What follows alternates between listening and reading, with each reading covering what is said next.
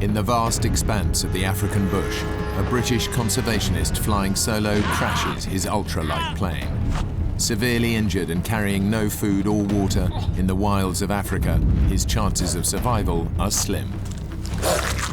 His best friend desperately searches for him, knowing he may never find him. Staying alive takes all the cunning and guts one man can summon up.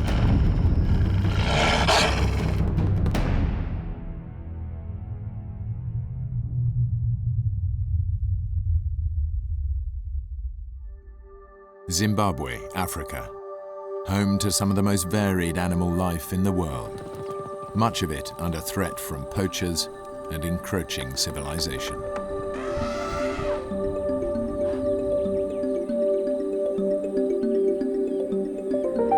Greg Rasmussen was born in England but came to Africa as a young boy. For the past 12 years, he's dedicated himself to saving a rare species of African dog on the brink of extinction. I've always been passionate about wildlife from day one. I mean, even as a child, I love the bush, I love Africa. It holds an endless fascination. I mean, it's always changing, and there's just so much to learn. It's like a book that just never ends. Greg is one of the few pilots in the area, and even though he's busy with his own project, he's agreed to help a fellow conservationist search for a lost rhino. People very concerned about the rhino, and National Park said, would I assist?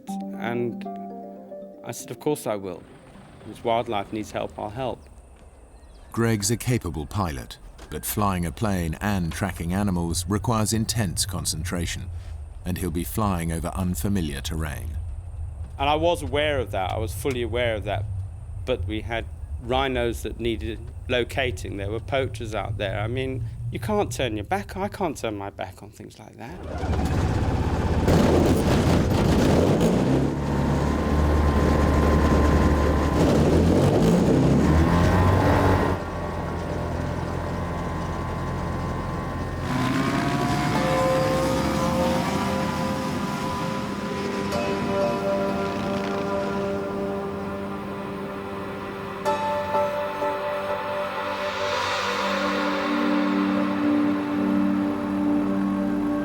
An ultralight plane is a cheap and efficient way to cover the African bush, but is also very dangerous to fly under certain weather conditions. Temperatures in the day can be very, very hot. Tricky flying conditions for a light aircraft. Because, it's hot, the air's thin, so it's quite hard keeping the plane up in the air.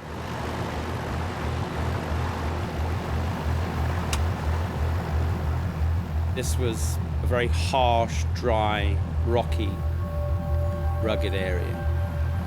I'd never flown that area before, and I realized I was in a completely different territory.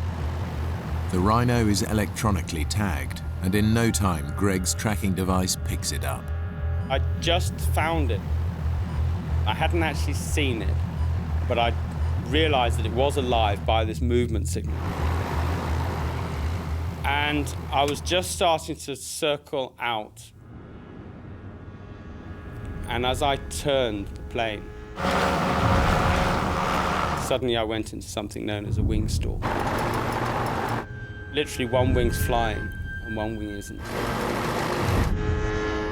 Suddenly I had this gut-wrenching feeling.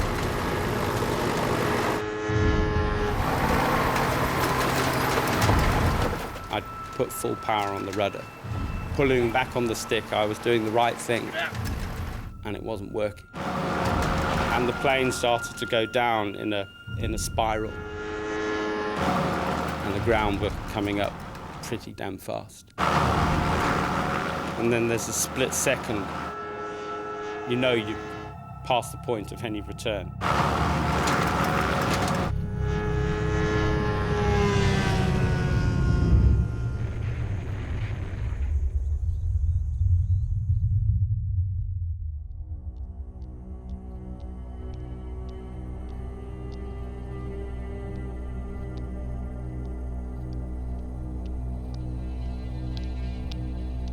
I almost didn't want to open my eyes.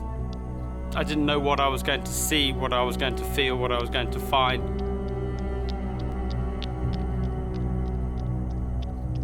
I was totally dazed, stunned. And I was like, I'm alive. I'm alive. And at that second, petrol started dripping over me.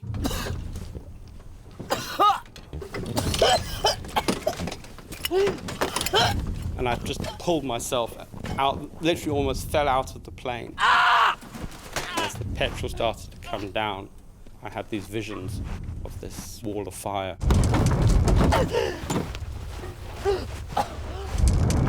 And I could just see myself being incinerated alive.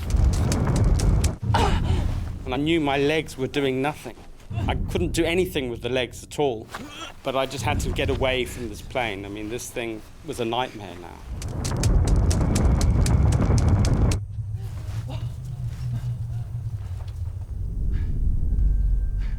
And then I suddenly thought, Mayday. I've got to call Mayday. And I didn't want to go back to that plane. I didn't want to go near it. But I had to brave it, because I knew that that was my only means of survival. And I knew the quicker I got a message out, the better. Greg has to try and make a call. No one knows exactly where he is or that he has crashed. He has no survival gear with him, no food, no water, and he's severely injured. Mayday! Mayday! And the whole handset was hot. The crash had short-circuited all the batteries and had literally fried my only means of survival, the emergency radio. And then something happened that literally just changed almost everything. The pain hit, because the adrenaline had worn off. On the outside of his body, Greg has only a few superficial scrapes, but inside he is bleeding badly, and his legs are broken in 6 different places. That was a pain that I'd never experienced before. Anything like it, anything that even came close to it. My legs felt like they were going to explode from within. My feet were just doing this. My legs were just one big lump of jelly.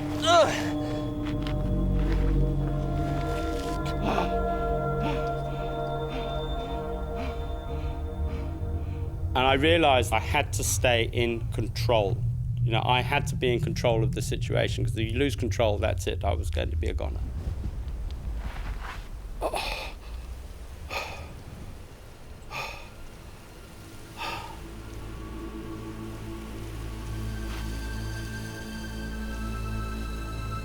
I started to try and take stock of the situation. And it was quite a harsh reality. I suddenly realized there was no 999. There was, you know, if I was going to get out of this, it was only going to be me and me alone. Greg is over 70 miles away from the nearest road. By the time anyone realizes he's in trouble, it may be too late. The brutal heat of the African sun will bake him alive. If he survives that, he will face worse horrors. As night approaches and hungry predators come out to feed. Unable to move, Greg is easy meat. But right now the pain from his smashed legs is all he can think of. There was this pain in my ankles. They felt like they were going to explode, because I'd got these boots on. Yeah, and of course there was no space for the swelling to go. There was no way I could even get anywhere near my shoelaces. But I was thinking, if I don't get those boots off, there's going to be gangrene, and I'm going to lose my feet. I lose my legs. I managed to look back, and I thought, well, maybe if I can drag myself to this tree, I can tilt my body forward so that I can maybe get to my shoelaces somehow.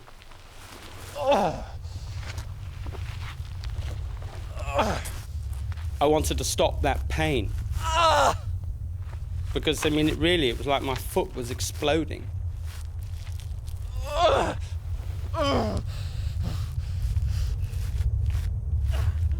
Fate is being cruel today. The closest tree to Greg is a thorn tree. But as its thorns dig deep into his back, Greg realizes they might be useful. And I managed to just break a twig off that was about a foot long, and it got a hooked thorn on the end of it. And I lay there and I could hardly focus. There was just so much pain. I started to pick the shoelace. I thought, well, this is all I've got.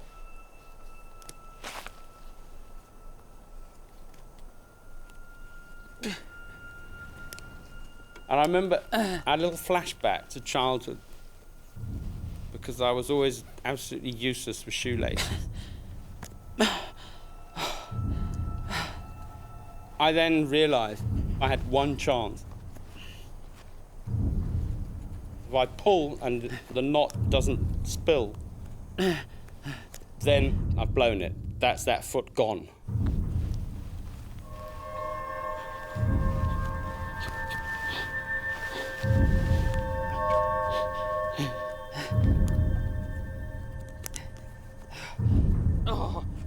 Greg manages to loosen the shoelaces and get them both to the same stage, but nothing happens.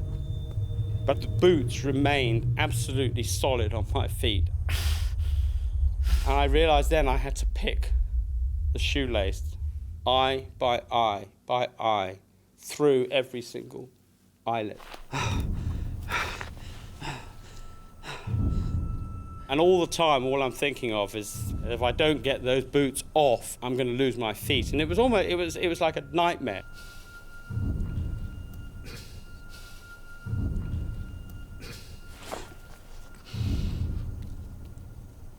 Ah! I had to remain as focused as I could.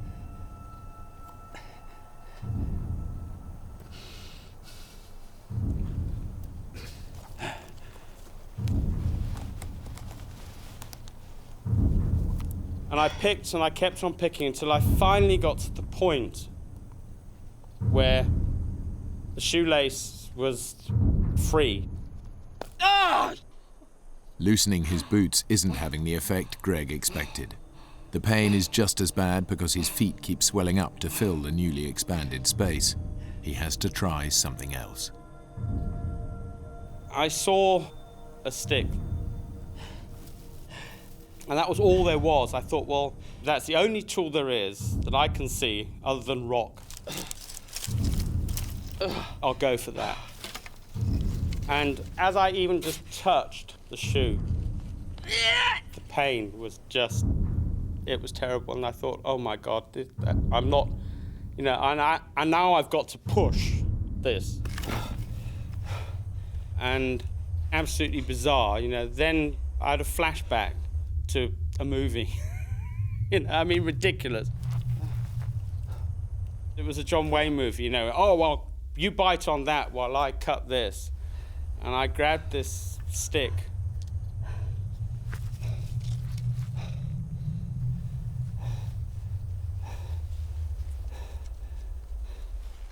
And as I pushed and I bit,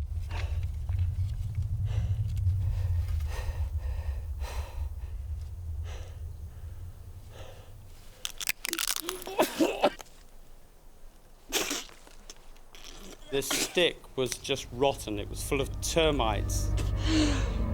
And my mouth was now even drier than before, and I went, but I pushed with such force. The shoe came off. And I just forced the other shoe off. And lay there.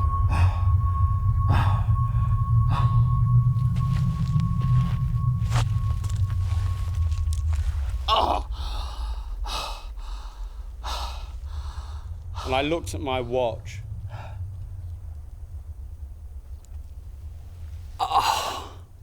And it had taken me 2.5 hours.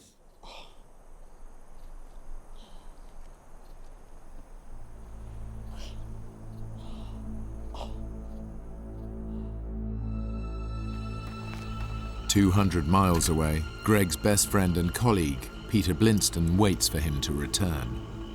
Together they run a conservation project dedicated to saving the African painted dog, one of the world's most endangered species. We have this same passion for the dogs. We have a lot of belief in each other's abilities. And that just comes through at the end of the day. Peter, phone call please. And the phone rang. I just felt nervous. This kind of sense of something's wrong. Yeah, Peter. It was Norman English, he's the warden over at Cinematella. He said, Greg's missing. People talk about this kind of cold hand or something that grips you, but I really did just go like icy cold. I was then thinking, I have to find him. In the heat of the midday sun, the temperature is now over 100 degrees. Greg hasn't had any water for over 24 hours, and his body is rapidly showing the effects of dehydration. It was hot and it was dry. There wasn't an ounce of moisture in the air. I hadn't drunk the whole day because an elephant had destroyed the water pipes in our area where I'd taken off from. It wasn't like feeling thirsty at all. It was almost like being tortured. Everything was just so dry and your skin just didn't feel like skin anymore. There was no texture to anything. You know, you try to touch with your tongue to touch the roof of your mouth. It just felt like it wasn't there. As Greg lies out in the open, a vulture, quick to sense a meal, lands on a nearby tree. And I thought, not yet. Yeah, I'm not ready for you, mate. It was scorching hot. You know, dehydration was going to be my next enemy to deal with. But also predators was a major concern of mine. The animals that Greg devotes his life to saving could now turn against him. The landscape is alive with wild beasts looking for food. They may look sleepy and harmless in a city zoo, but in their natural habitat, they are deadly.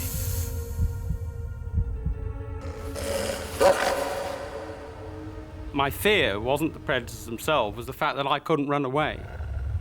Here was me lying with a pair of legs that were just jelly. Greg knows he has to find shelter, both from potential predators and the sun. His only option is the plane.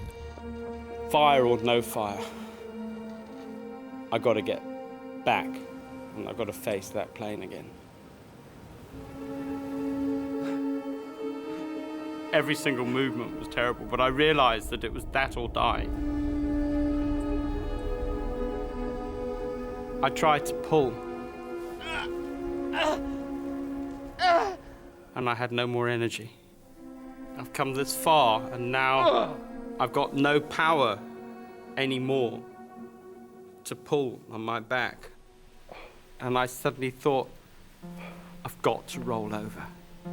Because he's a biologist, Greg knows that some species move more efficiently on their stomachs.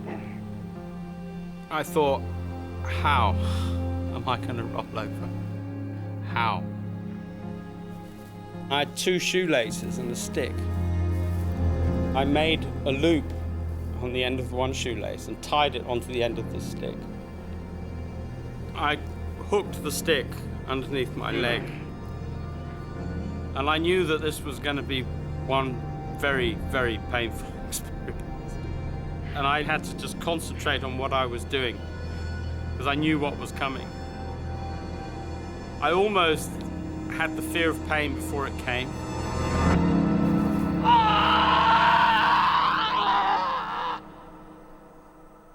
Just as I rolled, I heard a crack. It wasn't the stick, it was my pelvis was broken. With the temperature now hovering at 110 degrees, Greg is literally frying in the sun. As he drags himself towards the shade of his downed aircraft, his thoughts turn to other dangers that threaten his life. Being in the bush for so many years, you get to know absolutely every single noise. You know every footfall. You know which footfall belongs to which animal.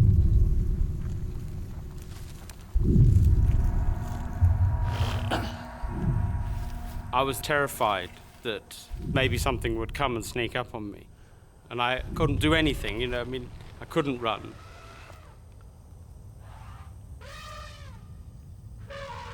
And then I heard elephants, a whole herd. It is in fact an entire herd of elephants, and they're moving right towards him.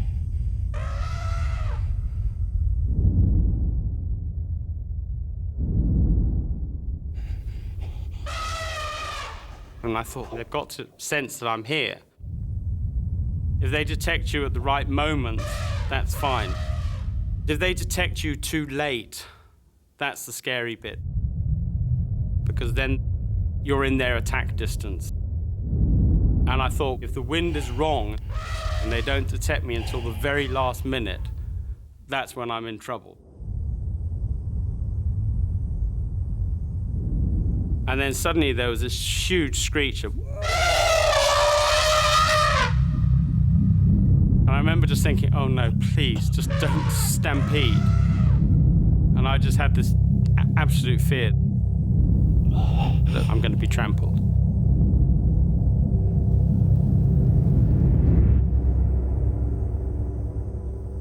Greg has dodged a bullet. The herd moves on away from him. I wanted to cry at this point. And I realized then that I couldn't have cried even if I wanted to. There was no moisture for me to expend on tears. They wouldn't have come anyway.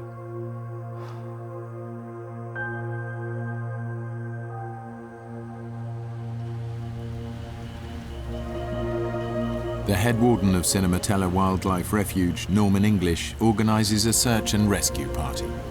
The park is over 700 square miles. He and Greg's best friend Peter can only start looking for Greg where the rhino he was tracking was last sighted. Did he radio in at any point? Nah, no radio contact at all. But he was searching up near where the rhino were last sighted. The rhinos are tagged, right? If we find them, we find Greg. Greg took the only tracking device we have with him. Without a tracking device, Peter and Norman have no way of knowing where Greg's plane crashed. I was sure that he was alive, but you know that you've not got much time.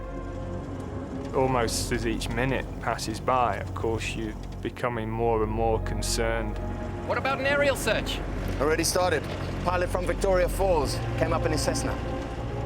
I was thinking, we have to find him. Even if you've survived the crash, there's animals, there's wildlife that can kill him. The chances of him surviving are getting slimmer and slimmer. Peter and Norman have no idea that Greg is 40 miles from where they think he is. Greg's condition is now critical because of his injuries, exposure in the hot temperatures, and lack of water. I was so close to the plane, I could smell the petrol. I gave it all the energy I possibly could. And just as I got underneath it, something felt a bit sticky on my mouth. My lips had turned to rubber. They'd plasticized. And a piece of my lip came off. And it went to the back of my throat. I suddenly came to this horrible realization. I just swallowed my lip.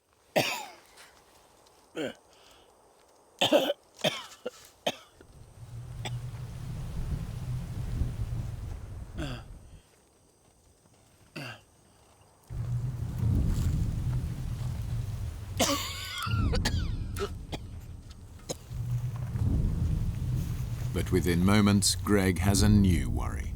He hears the sound of an animal walking nearby.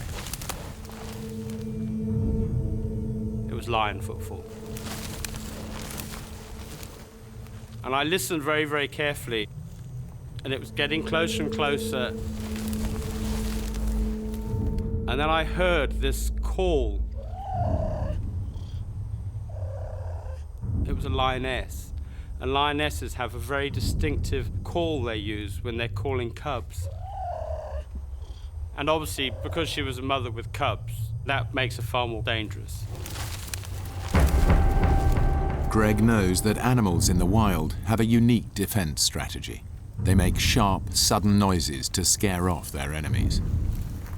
As the lioness moves in closer to Greg, he knows that creating a noise at the right time is his only defense. When he finally sees the big cat's silhouette, he makes his move.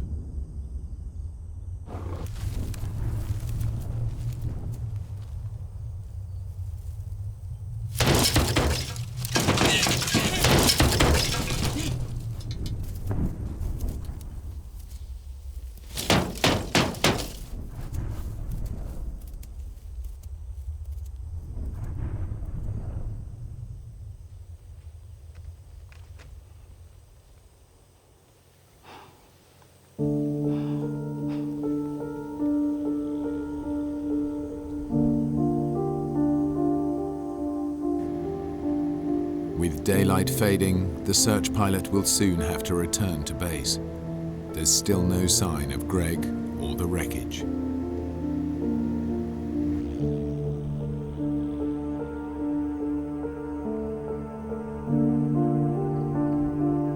I heard the plane. And then I started to get almost excited.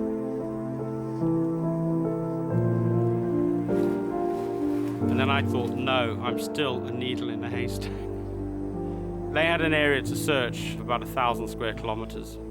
And I wanted to scream, I'm here, I'm here, I'm here. Hello! Hello! I almost wanted to will the plane in, you know, come my way, I can hear you, please. Hello!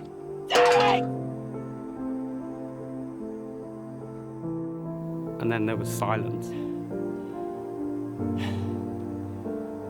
I remember that silence now so well. It was killing.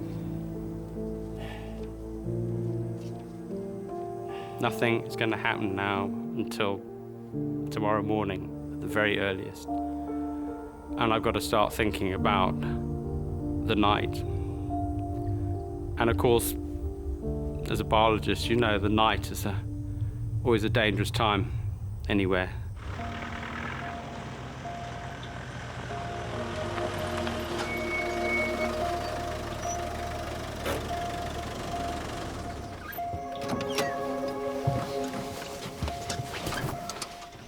It probably won't help much. I'm just going to take the Land Rover out, see what I can find. There's no way you're gonna find him in the dark. We don't want to lose you too. I won't be long. I'll be back soon.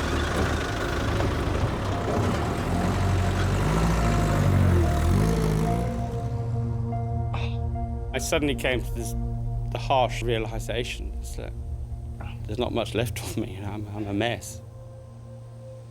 And I actually, at that point, I thought, do I really want to carry on? Did I want to live, or did I want to die?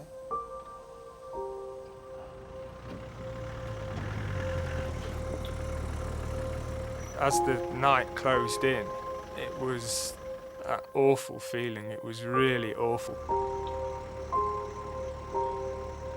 I was trying to imagine what it would be like for him now, still being out there. I thought about my life, and I thought, well, I've had a good life. I have achieved. I was suddenly, for a very short period of time, I was at total peace with myself. I wasn't afraid of it. I wasn't afraid of that death experience. I suddenly realized that I had it in me, the power to just switch off and just let myself go. People started to voice their doubts that he was now alive. I was thinking about what they were saying, and for a moment, thinking maybe they're right. But I wouldn't hear that. Greg wouldn't give up, and neither will I.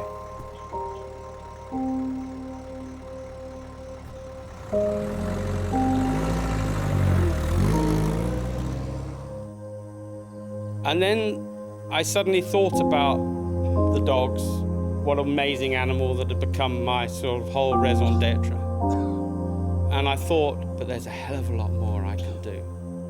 And from that second, it was like, right, the fight is on. At that point, there was just such a kick in me that it was like, I'm going for it, and I'm going to make it. And I'm not going to, if I do die, I'm going to die fighting this right to the bitter end.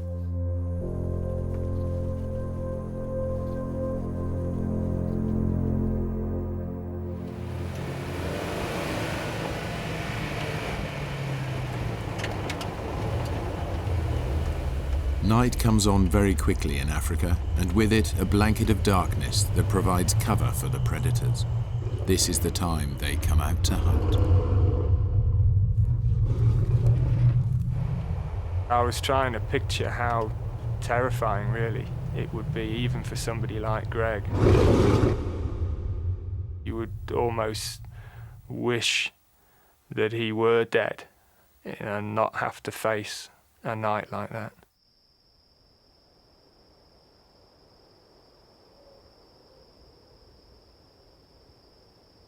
At that point, there was this total silence.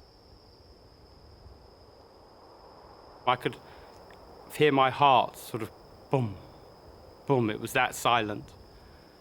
And it made me very conscious how totally alone I was. All I wanted now was for that night to end.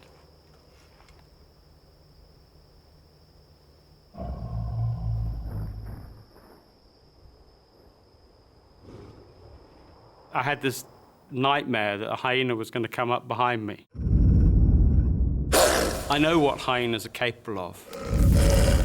Bone crushers, as they're also known. They've got the most powerful jaws of anything. I also know someone who was carted off by a hyena, and he was a fully able-bodied man, but he was sleeping and they dragged him away. That was the biggest scare of the lot, that a hyena might come up behind me.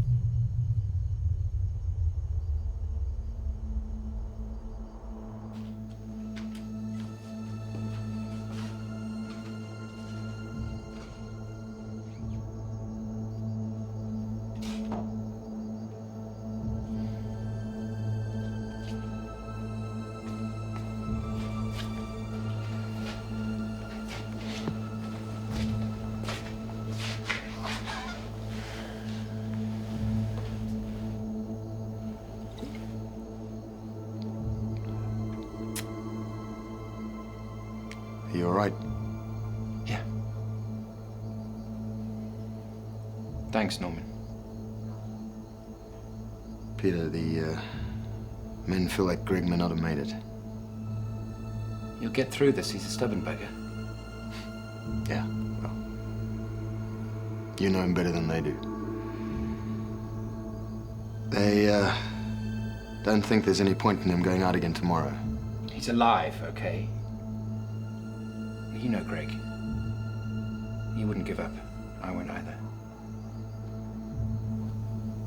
I'll talk to the pilot and the others, see if they can give us another morning at least. Thanks.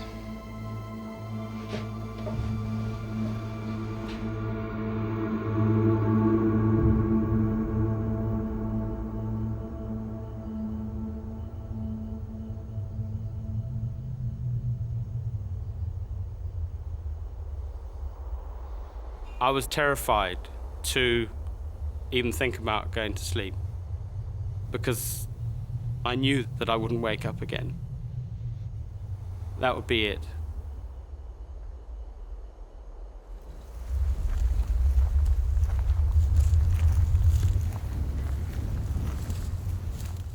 Then Greg's worst nightmare comes to life. Once again, he recognizes an animal by the sound its feet make when they touch the ground. He hears a hyena. And I thought, it's coming behind me. And it's going to come right in the worst spot. It's going to come round the back, which is where I really had absolutely no control.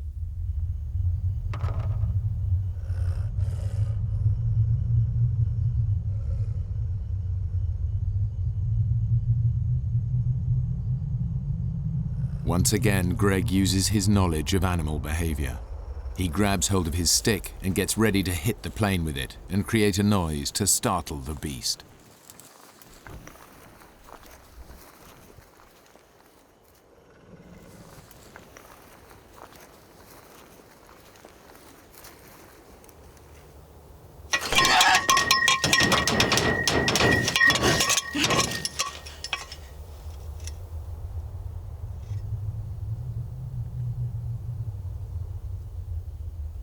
And I waited until it seemed like forever.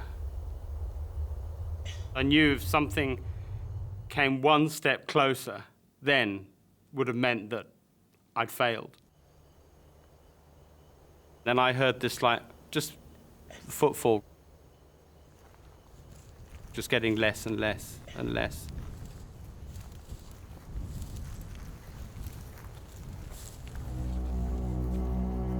I remember lying there at that particular point thinking, is there anything else that's going to be chucked at me? You know, what else is going to come? You know, what other brick's going to come down? Greg does his best to stay positive. In 1 hour, the sun will rise and he will have made it through the night. But it is one very long hour.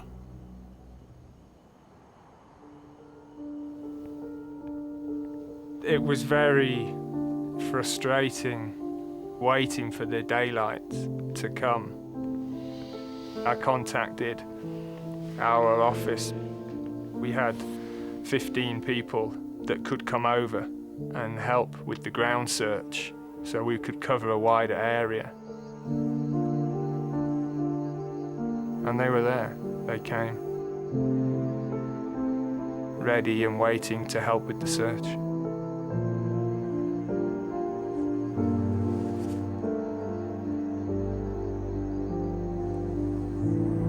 I watched, looking for the sun to come over the horizon. And when it finally did, I felt these rays coming all the way towards me. And it was an amazing experience. I suddenly felt wonderful. I was bathed in light and heat and warmth. I felt secure for a moment. And then the harsh reality dawned on me that it was that sun, that burning, was going to continue and it was going to kill me.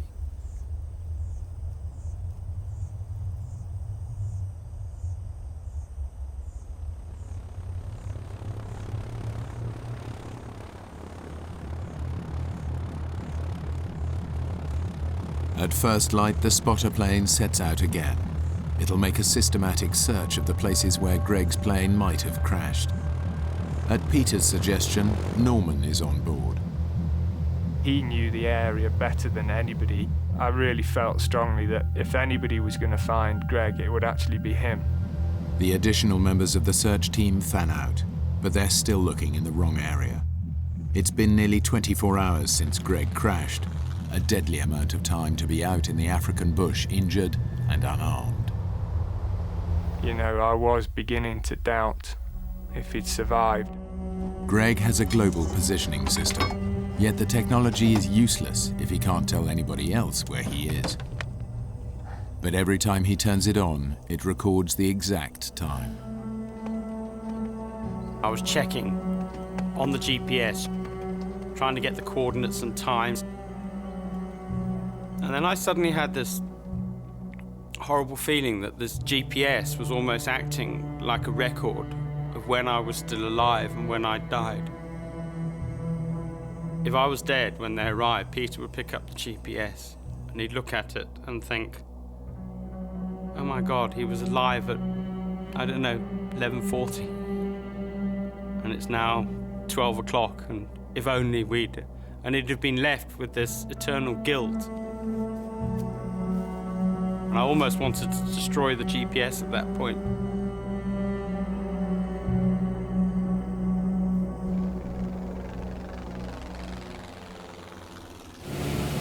Norman to Peter, can you read me? Over.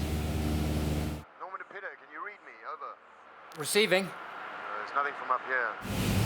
Even an elephant can merge into this landscape. We're going to try another area. On a hunch, Norman decides to go back and check along the beginning of the route that Greg would have taken. Nearly 24 hours has passed, and Greg's body is desperate for water.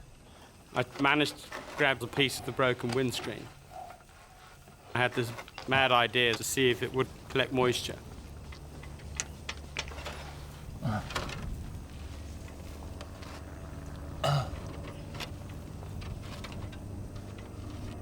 And then I heard this plane. And when I heard the plane get louder and louder, I thought, right. I was going to try to see if I could get something out of that radio. Basically, it was all I had left that I could think of. Even if it gives the weakest signal, it's worth a try. And I gave it all I'd got. I remember it now. Mayday. This is Zulu Mike Echo Bravo calling Mayday. And then my position is 20 miles east-northeast, Cinematella. Mayday. I thought I heard the plane get louder. And I thought, it's worked. And I gave myself almost an elated sort of feeling. But that's because that's what I wanted to hear. I knew I was lying to myself. Mentally, I had to stay with it. Because if you get into depression, that's it, the game's over. Not knowing whether he's imagining the search plane or if it's really there, Greg grabs a piece of his wreckage, one of the struts, hoping it will reflect the light and be seen by the plane above.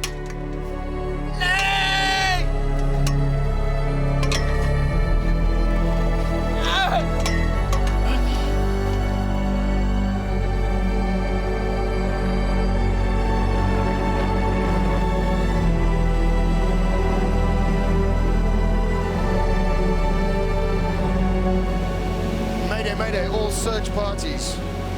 We've located the wreckage 40 miles south of the main search area. No sign of Greg.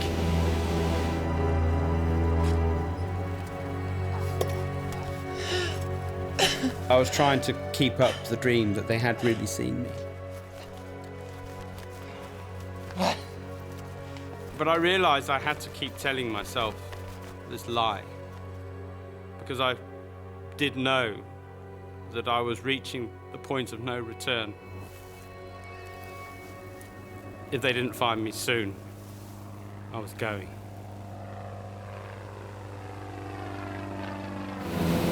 We can't land. I repeat, we can't land. We're going to have to go by road. Meet back at the base camp immediately. I repeat, meet back at the base camp immediately. I felt numb.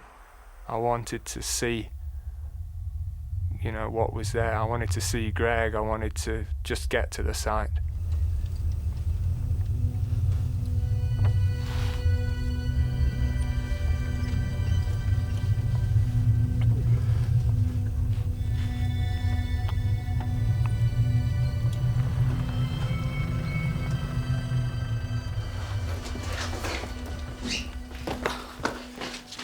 He's here, south of the road. The rhino's obviously moved. Okay, let's move it. Peter, I didn't see any sign of life. I don't know if it's a good idea that you come. I need to see him. I was really afraid. You're just thinking, okay, we've found him, but we don't know what we've found yet. And you imagining all sorts of horrors.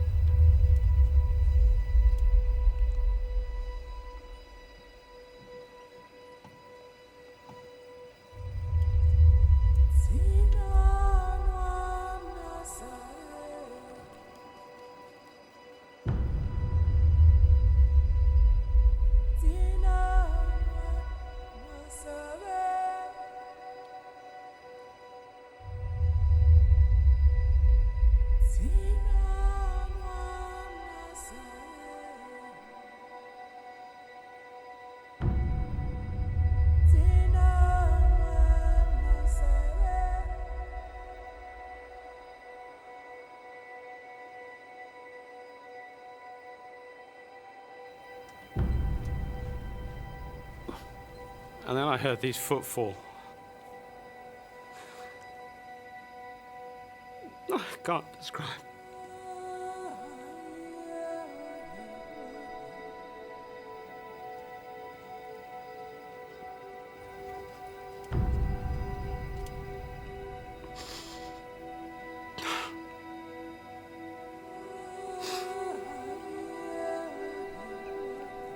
Of course, I knew what footfalls those were.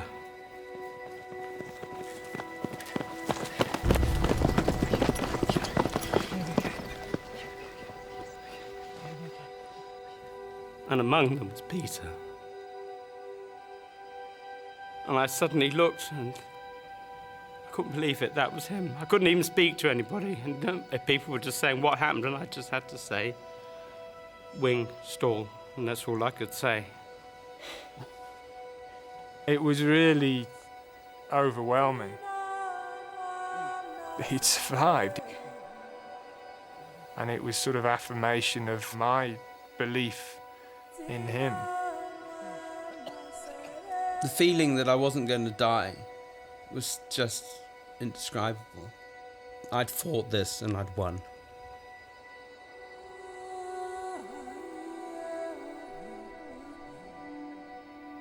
And somebody came up, I hadn't got a clue who it was. Someone put their hand on my shoulder and said, "You're in safe hands now."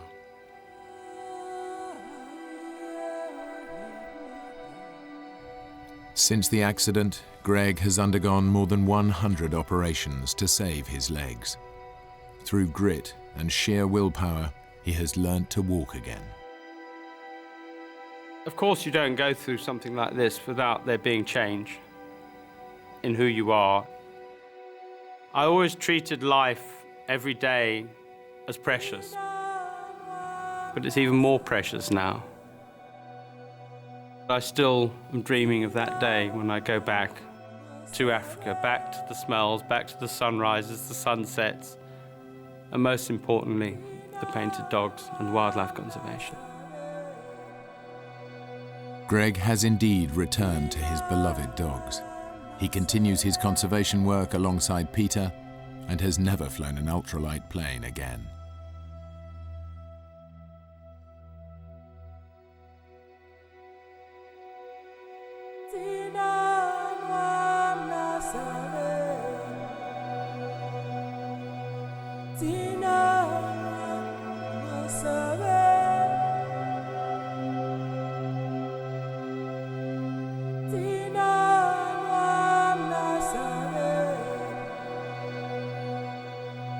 Dehydration.